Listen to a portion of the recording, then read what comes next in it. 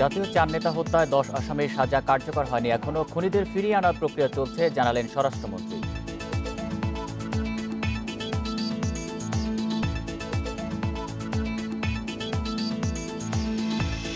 চট্টগ্রামে শিকলবাহা বিদ্যুৎ কেন্দ্রে যন্ত্রপাতি কেনায় বিপুল অর্থ আত্মসাৎ, ঠিকাদার ও 5 প্রকৌশলীর বিরুদ্ধে দুদকের মামলা।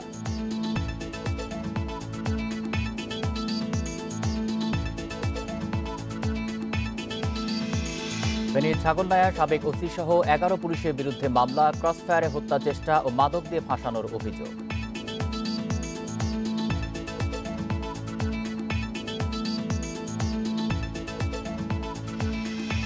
বরিশালে শেরেবাংলা মেডিকেলে 4 দিন পর ইন্টার্ন চিকিৎসকদের কর্মবিরতি প্রত্যাহার, ত্রিপক্ষীয় বৈঠকে সমঝোতা।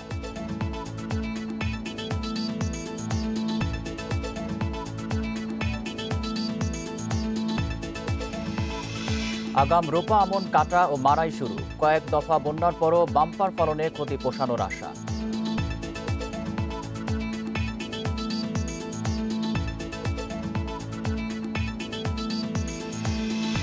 স্বাগত সমগ্র বাংলাদেশে, আপনাদের সাথে আছি আমি আলী আশরাফ। শুনছিলেন শিরোনাম, এবার বিস্তারিত। জেল হত্যা দিবস উপলক্ষে প্রধানমন্ত্রী শেখ হাসিনা এই মুহূর্তে বক্তব্য রাখছেন, আমরা সরাসরি সেখানে চলে যাচ্ছি। আমানকে হত্যা করা হয়েছে, সেই একই সাথে আমার মা বেগম ফজিলতুন্নেসা মুজিব, আমার ভাই কামাল জামাল রাসেল, আমার একমাত্র চাচা শেখ আবু নাসের এবং কামাল জামাল নবপরিণীত বধূ সহ সেই দিন আমাদের বাসার প্রায় সকল সদস্যকেই হত্যা করা হয়েছে। সেই একই সাথে আমার মেজ ফুপুর বাড়িতে আক্রমণ করে যুবনেতা শেখ ফজলুল মনিকে হত্যা করা হয়েছে, তার অন্তঃসত্ত্বা স্ত্রী আরজুমনিকে হত্যা করা হয়েছে। আর সেজপুর বাড়িতে আক্রমণ করা হয়েছে আব্দুর রাব সানিয়াবাদ, তিনি মন্ত্রী ছিলেন, এবং তার 13 বছরের মেয়ে বেবি, 10 বছরের মেয়ে আরিফ, 4 বছর নাতি সুকান্ত, ভ্রাতুষ পুত্র ভাগ্নে সহ আরও অনেক সদস্য সেখানে নির্মমভাবে হত্যার শিকার হয়। কামাল জামালের নবপরিণীত বধূ সুলতানা ও রোজি আমার ছোট ফুপুর মেয়ে, তাকেও হত্যা করা হয়েছে, তাদেরকেও। 15 আগস্টের হত্যার পর এই ঘটনাটাকে এমনভাবে দেখানো হচ্ছিল যেটা একটা পরিবারকে হত্যা করা, কিন্তু আমাদের পরিবারের যে সদস্য যারা সেই দিন শাহাদাত বরণ করে তাদের আত্মার মাগফিরাত কামনা করে আমি এটুকু বলবো যে শুধু হত্যাই করা হয়নি, সেই দিন নানাভাবে অপপ্রচার চালানো হয়েছিল। এমন একটা মানুষের মাঝে বিভ্রান্তি সৃষ্টির চেষ্টা হয়েছিল যে এই হত্যাকাণ্ডটা যেন শুধু একটা পরিবার এবং রাষ্ট্রীয় ক্ষমতায় আছে তাই তাদেরকে হত্যা করা হয়েছে। কিন্তু এরপরেই আমরা দেখলাম 3রা নভেম্বরের ঘটনা। 15 আগস্ট বঙ্গবন্ধু শেখ মুজিবকে হত্যা করার পর ক্ষমতায় দখল নিল সংবিধান লঙ্ঘন করে খুনি মোস্তাক। আর খুনি মোস্তাক যে চক্রান্ত করেছিল, সেই চক্রান্তে তাদের সাথে যারা ছিল সেটা প্রমাণিত হয়ে গেল যখন মোস্তাক রাষ্ট্রপতি হয়ে সাথে সাথে জেনারেল জিয়াউর রহমানকে সেনাবাহিনী প্রদান করল, যেটা খুব স্বাভাবিকভাবে প্রতীয়মান হয় যে এই ষড়যন্ত্রের সাথে মোস্তাকের একেবারে ডান হাতি ছিল জিয়াউর রহমান। এবং তারা শুধু ক্ষমতা দখল না, খুনিদেরকে ইন্ডেমনিটি দেওয়া এবং দেশটাকে, আমাদের যে মুক্তিযুদ্ধের চেতনা, সেই চেতনার থেকে সম্পূর্ণ ভিন্ন পথে তারা নিয়ে যাওয়া শুরু করলো এবং সারা বাংলাদেশটা হয়ে গেল একটা খুনিদের রাজত্ব। এরপরে যখন 3রা নভেম্বরের ঘটনা, অর্থাৎ 2 তারিখ 2রা নভেম্বর রাতে কেন্দ্রীয় কারাগারে খুনিদের প্রবেশ, খুব স্বাভাবিকভাবে প্রশ্ন ওঠে যে রাতের বেলা, কারণ কারাগার সবসময় সূর্য ডোবার আগেই কারাগারে লক আপ হয়, এরপর কেউ আর প্রবেশ করতে পারে না। কিন্তু সেই দিন গভীর রাতে যখন কারাগারে এই 15 আগস্টের খুনিরা যে হাজির হলো কারাগারে প্রবেশ করবার জন্য, তো কারাগারে যারা দায়িত্বপ্রাপ্ত ছিল তারা সেখানে বাধা দিয়েছিল, কারণ তারা বলেছিল যে এভাবে কারাগারে প্রবেশ করা যায় না। সেই সময় অজ্ঞাত স্থান থেকে টেলিফোন যায় যে না, তাদেরকে প্রবেশ করতে দেয়া হোক, কারণ তারা নেতাদের সঙ্গে আলোচনা করতে যাচ্ছে। কিন্তু সেই সাথে সালের 10 এপ্রিল এবং 17 এপ্রিল মুজিবনগর, যেটা আজকে কুষ্টিয়ার একটা মহকুমা ছিল মেহেরপুর, এখন সেটা মেহেরপুর জেলা, সেই জেলার আম্রকানন বৈদ্যনাথরা, সেখানেই অর্থাৎ স্বাধীন বাংলার মাটিতেই স্বাধীন গণপ্রজাতন্ত্রী বাংলাদেশের প্রথম সরকার শপথ নিয়েছিল। বঙ্গবন্ধু শেখ মুজিবুর রহমানকে রাষ্ট্রপতি, সৈয়দ নজরুল ইসলাম উপরাষ্ট্রপতি, তাজউদ্দিন আহমদকে প্রধানমন্ত্রী করে সরকার গঠন করা এবং সেই সরকার শপথ নেয়। যেহেতু বঙ্গবন্ধু শেখ মুজিব পাকিস্তানি হানাদার বাহিনীর হাতে বন্দী হয়ে যান, তাই সৈয়দ নজরুল ইসলাম উপরাষ্ট্রপতি হিসেবে অস্থায়ী রাষ্ট্রপতি হয়ে তিনি পরিচালনা করেন গণপ্রজাতন্ত্রী বাংলাদেশ সরকার। এবং মুক্তিযুদ্ধ পরিচালনার মধ্য দিয়ে যখন আমাদের বিজয় অর্জন হয়, এরপর 10 জানুয়ারি যেহেতু আমাদের বিজয় অর্জিত হয়েছিল, প্রায় 96,000 পাকিস্তানি আটকা পড়ে এই বাংলাদেশের মাটিতে, এবং আন্তর্জাতিক যে ব্যাপক চাপ, সে কারণেই পাকিস্তানি শাসকরা বাধ্য হয়, কারণ ইয়াহিয়ার পতন হয়, ভুট্টো ক্ষমতায় আসে, তারা বাধ্য হয় বঙ্গবন্ধু মুজিবকে মুক্তি দিতে এবং তিনি ফিরে আসেন 10 জানুয়ারি বাংলাদেশের মাটিতে। 10 জানুয়ারি ফিরে এসে 11 তারিখে সভা হয়, তাজউদ্দিন সাহেবের বাসায় মিটিং হয় এবং কিভাবে সরকার পরিচালনা হবে ইত্যাদি সব কিছু নিয়ে তখন আলোচনা হয়। কাজে সেইভাবে তারপরে রাষ্ট্র পরিচালনা তারা শুরু করে একটা যুদ্ধ বিধ্বস্ত দেশ গড়ে তোলার কাজ। মাত্র 3.5 বছরের মধ্যে এই দেশটাকে গড়ে তুলেছিলেন একটা বিধ্বস্ত বাংলাদেশ। পৃথিবীর কোনো দেশে এরকম যুদ্ধের পর একটা গেরিলা যুদ্ধ যেখানে হয়েছে, তার উপর 24 বছরের শোষণ এবং যুদ্ধের ধ্বংসস্তূপের উপর দাঁড়িয়ে যাত্রা শুরু করে একটি দেশকে যখন বঙ্গবন্ধু শেখ মুজিব গড়ে তোলেন, তখনই কিন্তু একটা আঘাত আসে। কাজে 15 আগস্টের ঘটনাকে যারা একসময় শুধু একটা পারিবারিক ঘটনা হিসেবে অপপ্রচার চালাতে চেষ্টা করেছিল, কিন্তু তাদের আসল উদ্দেশ্যটা ধরা পড়ে যায় 3রা নভেম্বরের হত্যাকাণ্ডে, যেটা কোনো পারিবারিকভাবে শুধু হত্যাকাণ্ড না। স্বাধীন বাংলাদেশের স্বাধীনতা যারা মানতে পারে নাই, স্বাধীন বাংলাদেশকে যারা স্বীকার করতে পারে নাই, স্বাধীন বাংলাদেশটাই যারা চায় নাই, তাদের দোসরাই এর মাঝে, এবং তারাই ছিল এই হত্যাকাণ্ডের মূল হোতা। এবং তারাই এই হত্যাকাণ্ড শুধু ঘটানো না, সাথে সাথে পুরো আদর্শটাকে পরিবর্তন করা। এবং এই খুনিদেরকে এরপর মোস্তাকও ক্ষমতায় থাকতে পারেনি, কারণ যারা বেইমানি করে মির্জাফর হয়, মির্জাফরই একটা নাম গালি হয়ে গেছে, কারণ সিরাজউদ্দৌলার সাথে মির্জাফর বেইমানি করেছিল, আর সেই মোস্তাক আরেকজন যে বেইমানি করে বঙ্গবন্ধু শেখ মুজিবকে হত্যা, 3রা নভেম্বরের হত্যা। কারণ ওই কারাগারে প্রবেশের যে অনুমতি, রাষ্ট্রপতি তখন মোস্তাক আর জিয়াউর রহমান হচ্ছে সেনাপতি, তাদেরই পরিকল্পনা এবং তাদেরই হুকুমে কারাগারের দরজা খুলে এদেরকে খুনিদের প্রবেশ করতে দেওয়া হয় এবং তারাই হত্যাকাণ্ডটা চালায়। কাজে এই দেশটাকে তারা নিয়ে যাচ্ছিল ভিন্ন পথে। মোস্তাকের পতন হয়, এরপর সংবিধান লঙ্ঘন করে অবৈধভাবে জিয়াউর রহমান একদিকে সেনাপ্রধান, অপরদিকে নিজেকে রাষ্ট্রপতি ঘোষণা দেয়, যেটা সেনা আইনেও নাই, সেনা রুলসেও নাই। কাজে এখান থেকে চক্রান্তটা কোথায়, এবং সেটা অনেকটা বোঝা যায়, যেটা যে একটা রাজনৈতিক চক্রান্ত, স্বাধীনতার বিরুদ্ধে চক্রান্ত, দেশের মানুষের বিরুদ্ধে চক্রান্ত, সেটাই প্রমাণ হয়।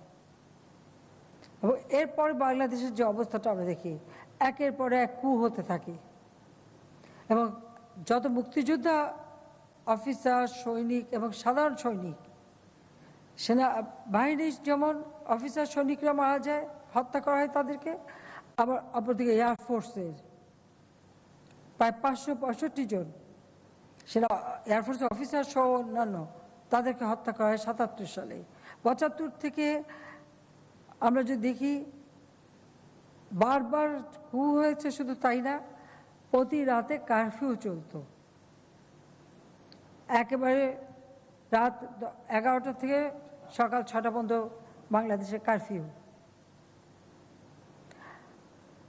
একটা দেশের স্বাধীনতা যুদ্ধের পর যে বিজয় অর্জন, যে বিজয়ের মধ্য দিয়ে মানুষ একটা স্বপ্ন দেখতে শুরু করেছিল যে তাদের জীবনটা সুন্দর হবে, যেটা জাতির পিতা চেয়েছিলেন, সারা বাংলাদেশ যিনি চারণে বেশি ঘুরেছেন, সারা বাংলাদেশের মানুষের তাদের দারিদ্রতা, তাদের কষ্ট, তাদের দুঃখ তিনি নিজের চোখে দেখেছেন।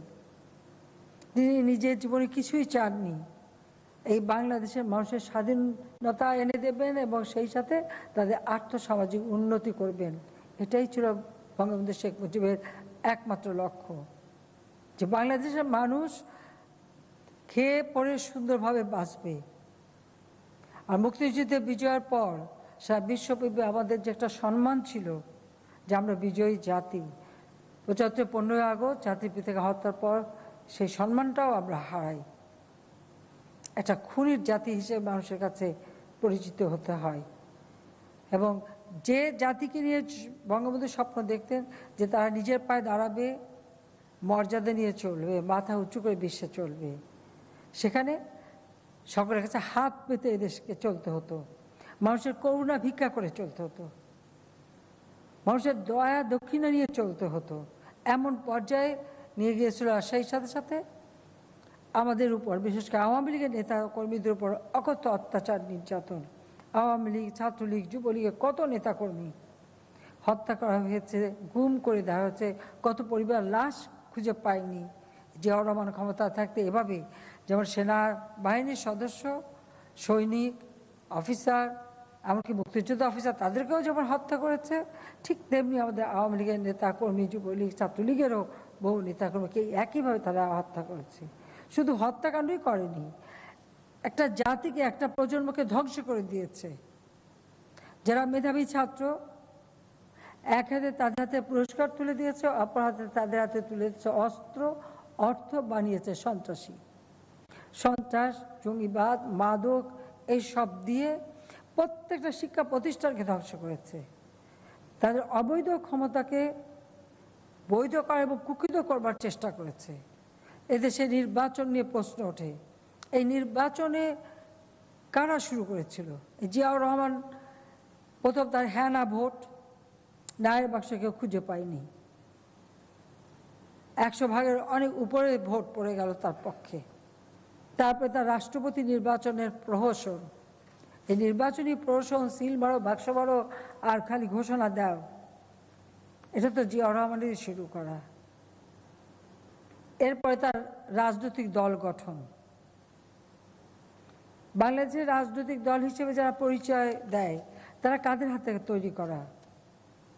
আজকে বিএনপি আমরা দেখি মাইক একটা লাগিয়ে সারাদিন বসে আমাদের মধ্যে কথা বলে যাচ্ছে, সমালোচনা করে যাচ্ছে, কিন্তু এখানে প্রশ্ন আসে, এই রাজনৈতিক দলটা জন্ম কোথায়? এই রাজনৈতিক দল তো মাটি মানুষের মধ্য থেকে গড়ে ওঠেনি। যেমন আওয়ামী লীগ বঙ্গবন্ধু শেখ মুজিব গড়ে তুলেছিলেন, বা আওয়ামী লীগ যারা গড়ে তুলেছিলেন তারা তো ক্ষমতায় ছিলেন না। তারা ক্ষমতায় না থেকে বাংলাদেশের জনগণকে নিয়েই এই সংগঠনটা গড়ে তুলেছিলেন, জনগণের অধিকার আদায়ের সংগ্রাম করবার জন্য। মাটি মানুষকে নিয়েই এই সংগঠন গড়ে উঠেছে এবং তারা সারা বাংলাদেশের মানুষের অধিকার আদায়ের কথা বলেছে।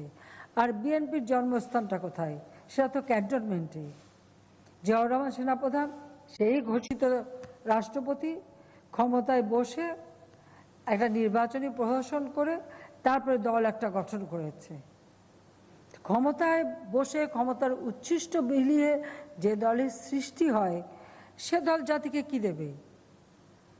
জাতির জন্য কি করতে পারে? তারা দেশের জন্য কি করতে পারে? সেই সাথে সাথে এই দেশে দুর্নীতির বীজটা বপন করেছে। কারণ এই দল ভারী করার জন্য কিছু লোকরে অবৈধভাবে অর্থ মানাবার সুযোগ দিয়েছে, দুর্নীতি করার সুযোগ দিয়েছে, ব্যাংকে টাকা নিলে শোধ দিতে হবে না, ঋণ খেলাপির সুযোগ দিয়েছে, একটা এলিট শ্রেণী তৈরি করেছে যাদের উপর নির্ভর করে ক্ষমতাকে চিরস্থায়ী বন্দোবস্ত করার চেষ্টা করেছে। এটা হলো বাস্তবতা। ঠিক ঠিক একই প্রক্রিয়ায় আমরা দেখলাম আবার ক্ষমতা বদল ওই কুর মধ্য দিয়েই আসলো জেনারেল এরশাদ, এবং সে ঠিক জিয়ার পদাঙ্ক অনুসরণ করেই একদিন নিজেকে রাষ্ট্রপতি ঘোষণা দিল। ঘোষণা দিয়ে আবার ওই একই প্রক্রিয়ায় দল গঠন, কারণ সে দলও গঠিত হলো ওই ক্ষমতার উচ্ছিষ্ট বিলিয়ে। এইসব দল যখন রাষ্ট্রীয় ক্ষমতায় ছিল তখন দেশের কি উন্নতি হয়েছে, দেশের শুধু সাধারণ মানুষের কি উন্নতি হয়েছে? তারা কি দারিদ্র্য বিমোচন করতে পেরেছে? তারা কি খাদ্য উৎপাদন বাড়িয়ে দেশকে খাদ্য স্বয়ংসম্পূর্ণ করতে পেরেছে? তারা কি ঘরে ঘরে বিদ্যুৎ দিতে পেরেছে? তার কি মানুষ, হ্যাঁ, তারা গাছ কেটেছে, মানুষকে হত্যা করেছে, জেল জুলুম অত্যাচার করেছে, সমস্ত শিক্ষা প্রতিষ্ঠানে প্রতিদিনের অস্ত্রের ঝনঝনানি। কুষ্টিয়ায় মালবাহী ট্রাকের সঙ্গে অ্যাম্বুলেন্সের সংঘর্ষে এক নারীসহ ৫ জন নিহত হয়েছেন। ঝিনাইদহ মহাসড়কের বিন্তিপাড়া এলাকায় বেলা 3:15টার দিকে এই দুর্ঘটনা ঘটে। নিহতরা সবাই অ্যাম্বুলেন্সের যাত্রী। এ বিষয়ে আরও জানাতে কুষ্টিয়া থেকে যোগ দিচ্ছেন সহকর্মী মিলনুল্লাহ। মিলন, এই ঘটনাটি কিভাবে ঘটলো, আহত কতজন হয়েছেন, আর তাদের এখন কি পরিস্থিতি? আসলে আপনারা যেটি বলছিলেন যে কুষ্টিয়া ঝিনাইদহের বৃত্তিপাড়ায় না, ঠিক জায়গাটির নাম হলো লক্ষ্মীপুর। এই জায়গাটা একটি বড় মোড় আছে। এই পাবনা থেকে রুগীবাহী একটি অ্যাম্বুলেন্স যখন এই মোড়টির কাছাকাছি পৌঁছায়, ঠিক তখনই একটি ট্রাক, যেটি কৃষি উন্নয়নের ট্রাক আর কি, সরকারি বীজ বহনকারী ট্রাকটি, এই ট্রাকের সাথে সংঘর্ষ হয়। তো আমি যদি আপনাকে একটু পিছনে দেখানোর চেষ্টা করি, যে তাহলে দেখতে বুঝতে পারবেন যে এখানে যে অ্যাম্বুলেন্সটি আছে তার তার অবস্থাটি খুবই জরাজীর্ণ, এবং এই অ্যাম্বুলেন্সের ভিতরেই কিন্তু যে 5 জন মারা গিয়েছে সেই 5 জন ছিল। তো তারা যে 5 জন এই অ্যাম্বুলেন্সের ভিতরে ছিল, ট্রাকের সাথে সংঘর্ষের পরপরই কিন্তু তারা আর এখান থেকে বেরোতে পারেনি, এবং এখান থেকে তারা স্পটেই বলা যায় যে মারা গেছে। তো আমরা এখানে এসে প্রত্যক্ষদর্শীদের সাথে কথা বলেছি, এবং এখানে যিনি ফায়ার সার্ভিসের যার নেতৃত্বে এখানে এই উদ্ধার অভিযানটি হয়েছে, আমি তাকে একটু জিজ্ঞেস করতে চাই যে আসলে এই জায়গাটায় কিভাবে অ্যাক্সিডেন্ট হয়েছিল এবং আমরা কতজনের লাশ এখন পর্যন্ত উদ্ধার করেছেন। তো যাই হোক, আমরা যে প্রথমে একটা সংবাদ পাইছি যে লক্ষ্মীপুর নামক স্থানে ট্রাক এবং অ্যাম্বুলেন্সের মুখোমুখি সংঘর্ষ। তো তারপরে আমরা দ্রুত ঘটনাস্থলে আসি। ঘটনাস্থলে আসার পর দেখি যে অলরেডি এই অ্যাম্বুলেন্সটা ওই ট্রাকটার অনেকটা ভিতরে নিচের দিকে চলে গেছে। তো যাই হোক, আমাদের যে উদ্ধারকারী সরঞ্জাম ছিল সেগুলো দিয়ে আমরা অনেক চেষ্টা করে ওর ভিতরেই কিন্তু 5 জন লোক মারা গেছে। 5 জন লোককে আমরা বের করেছি। বের করে আমাদের অ্যাম্বুলেন্স, অর্থাৎ ফায়ার সার্ভিসের অ্যাম্বুলেন্স এবং পুলিশের অ্যাম্বুলেন্সে করে দ্রুত হাসপাতালে পাঠাইছি। যদিও প্রত্যেকটা রোগী তারা যে মারা গেছে অনেকটাই শিওর বলা যেতে পারে, কারণ প্রত্যেকের চেহারা একটু বিকৃতি হয়ে গেছে। তা মূলত আমরা যতটুকু শুনেছি, এদের বাড়ি নড়াইলের লক্ষ্মীপুরে। এদের একজন মহিলা রোগী, সে ভর্তি ছিল পাবনা মেন্টাল হাসপাতালে, সেখান থেকে তাকে রিলিজ দেওয়া হয়েছে। ওকে নিয়ে আবার বাড়ি ফিরে যাচ্ছিল, এবং যে রুগী, এই মহিলা রুগী, সে নিজেও এখানে স্পট ডেট হয়েছে। এদের বাড়ি নড়াইলের লক্ষ্মীপুরে, আর এই জায়গাটার নাম তো লক্ষ্মীপাশা, নড়াইলের লক্ষ্মীপাশা। তো এখানে 6 জনের লোকের ভিতর 5 জন মারা গেছে, আর একজন মারাত্মক আহত অবস্থায় হাসপাতালে ভর্তি করা হয়েছে। আসলে শুনছিলেন যে আসলে এখানে কিভাবে অ্যাক্সিডেন্টটি হয়েছিলেন, কথা বলছিলেন কুষ্টিয়া ফায়ার সার্ভিসের station officer senior station officer Sajjad Hossain. তো আসলে এই জায়গাটি একটি অ্যাক্সিডেন্ট প্রবণ জায়গায়, আগেও এখানে 2-1 বার দুর্ঘটনা ঘটেছে। যারা মারা গেছেন তাদের নাম পরিচয় জানা গেছে কিনা, তাদের লাশ এখন কোথায় আছে? আসলে যারা মারা গিয়েছে তারা সবাই অ্যাম্বুলেন্সের যাত্রী এবং একটি গাড়িতেই ছিল, যার কারণে আসলে তাদের নাম পরিচয় এখন পর্যন্ত পাওয়া যায়নি। তবে এইটুকু জানা গিয়েছে যে এরা একটি পাবনা যে মানসিক হাসপাতাল, সেখান থেকে একটি রুগী নিয়ে যাচ্ছিলেন নড়াইলের লক্ষ্মীপাশা নামক একটি গ্রামে। সেখানে যাওয়ার আগে কিন্তু এই জায়গায় দুর্ঘটনা ঘটেছে, যার কারণে কিন্তু এখন পর্যন্ত এদের সঠিক পরিচয় আমরা এখন পর্যন্ত জানতে পারিনি। তবে মরদেহগুলো উদ্ধার করে কুষ্টিয়া জেনারেল হাসপাতালের মর্গে প্রেরণ করা হয়েছে। কুষ্টিয়া থেকে জানাচ্ছিলেন সহকর্মী মিলনুল্লাহ। ফেনীতে ক্রসফায়ারে হত্যা চেষ্টা ও ইয়াবা দিয়ে মিথ্যা মামলায় ফাঁসানোর অভিযোগে 11 পুলিশ সদস্য সহ 13 জনের বিরুদ্ধে মামলা হয়েছে।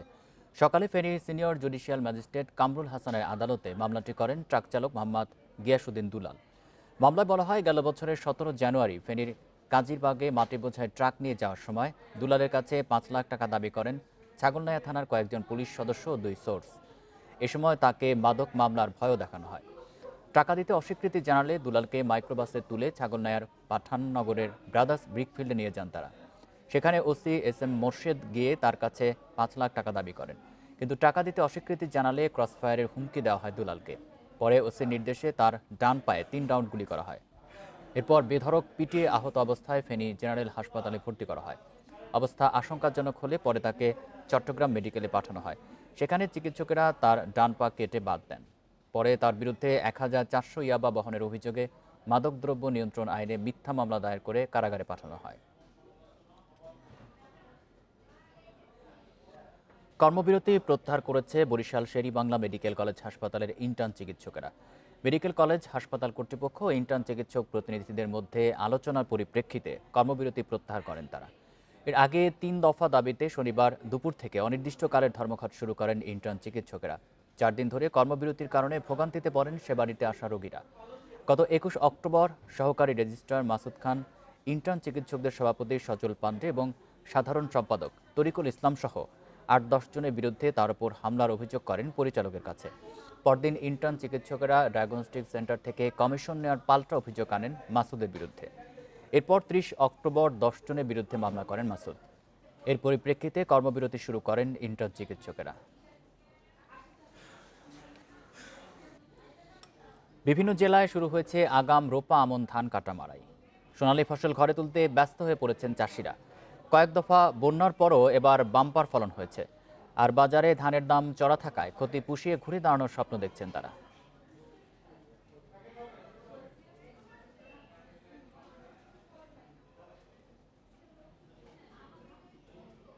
আমরা রিপোর্টে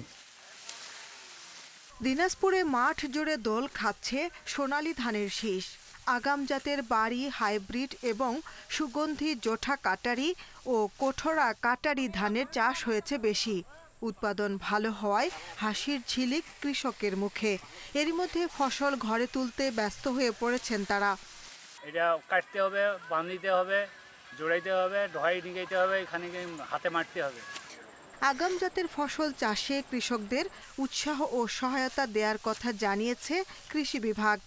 আগাম জাতগুলো এখন কিন্তু কর্তন হচ্ছে এবং আমরা হিসাব করে দেখেছি যে এখন পর্যন্ত প্রায় 6% জমিতে আমাদের কর্তন সম্পন্ন হয়েছে। নানা প্রতিকূলতা পেরিয়ে মেহেরপুরে এবার 25,900 হেক্টর জমিতে আমনের আবাদ হয়েছে। ফলন ও ভালো দাম পেয়ে খুশি চাষিরা। প্রাকৃতিক দুর্যোগে পড়ার আগেই ফসল সংগ্রহের পরামর্শ দিচ্ছেন কৃষি কর্মকর্তারা। আমন ধান মাঠে প্রচুর আছে, তারপরে কাটামারা কেবল শুরু হয়েছে, 17, 18, 15 এরকম ফলন হয়েছে।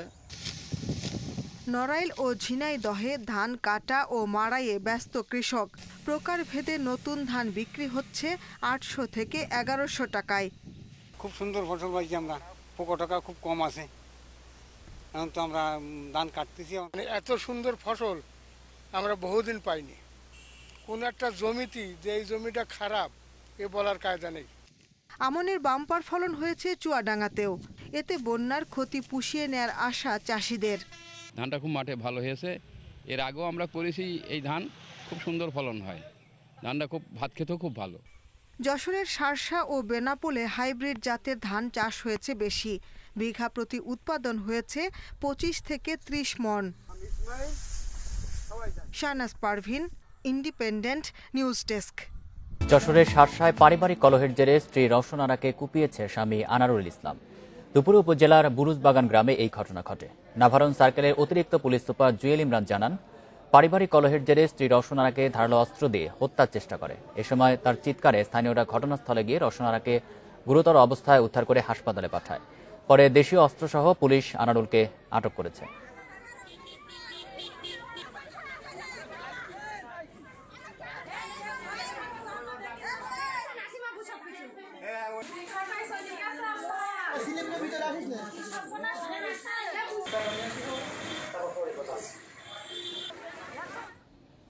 শীত মৌসুম আসছে, এরই মধ্যে বিভিন্ন জেলায় খেজুর গাছ প্রস্তুত করতে ব্যস্ত সময় পার করছেন গাছিরা। চলছে গাছ চাঁচা ছোলার কাজ। কিছুদিনের মধ্যে গাছে বাঁধা হবে ভার। শুরু হবে রস সংগ্রহের কাজ। খেজুরের রস সংগ্রহের প্রস্তুতি হিসেবে চুয়াডাঙ্গার গ্রামে গ্রামে শুরু হয়েছে খেজুর গাছ কাটা। পেশাদার গাছিরা সারা বছর অপেক্ষায় থাকেন এই সময়ে। খেজুর গাছগুলো কাটলে পরে বাকি শীতের সিজনটা আমাকে সুন্দরভাবে কাটে। আমরা শীতকালে গাছ কেটে থাকি, আর এটা থেকে আমাদের সংসার চলে। জেলা কৃষি সম্প্রসারণ অধিদপ্তর জানিয়েছে, জেলায় খেজুর গাছ রয়েছে 2,48,960টি। প্রায় এপ্রিল মাস পর্যন্ত চলবে খেজুর গুড়ের রস সংগ্রহের কাজ। চাষিরা তারা খুবই উৎসাহী এবং উদ্দীপনা নিয়ে কিন্তু এবার আবার নতুনভাবে নতুন বছরে তারা এই খেজুর গাছ কাটা শুরু করেছে, খেজুর রস সাথে খেজুর গুড় পাওয়ার জন্য। খেজুর গুড়ের জন্য বিখ্যাত যশোরের খাজুরায়ও গাছিদের ব্যস্ততা বেড়েছে। পুরো দামে চলছে রস সংগ্রহের প্রস্তুতি। পেশাদার গাছিদের অনেকেই এ সময় নিজ গ্রামের পাশাপাশি আশেপাশের গ্রামে যান খেজুর গাছ প্রস্তুত করতে। এখন এই যে গাছ নল হয়েছে, ঠিক আছে, গাছিরা গাছ নলি পুঁতে গেছে, আর 2 দিন 3 দিন পরে এসে আবার কাটে যাবে, তার 2 দিন পরে এসে আবার ঠিলে পাতবে। আগতি বাজারটা ভালো পাওয়া যায়, 300-400 বাজারে পাওয়া যায়। এই জন্য আমরা আগে আগেই গাছ তুলি, আগে গাছ কাটি। গাছ প্রস্তুতের পাশাপাশি খেজুরের গুড় তৈরির জন্য বাড়িতে বাড়িতে চলছে প্রস্তুতি। ঐতিহ্য টিকিয়ে রাখার পাশাপাশি এ ব্যবসাকে লাভজনক করতে সরকারি বেসরকারি পর্যায়ে পদক্ষেপ নেওয়ার কথা জানালেন জেলা কৃষি কর্মকর্তা। আমরা চেষ্টা করতেছি গাছে ওঠার আধুনিক যন্ত্রপাতি আনা যায় এবং যাতে কৃষকরা দ্রুততম সময়ে এই গাছ কাটার এই কাজটা সম্পন্ন করতে পারে। চলতি মৌসুমে যশোরে 25,000 মেট্রিক টন খেজুরের গুড় উৎপাদনের লক্ষ্যমাত্রা ধরা হয়েছে। এর মধ্যে প্রায় 500 মেট্রিক টন গুড় রপ্তানি করা হবে। রেশমি নন্দী, ইন্ডিপেন্ডেন্ট নিউজ। এ ছিল সমগ্র বাংলাদেশে ইন্ডিপেন্ডেন্ট টেলিভিশনের সব খবরের। আরো বিস্তারিত জানতে চোখ রাখুন ফেসবুক, ইউটিউব এবং টুইটারে। ধন্যবাদ সবাইকে।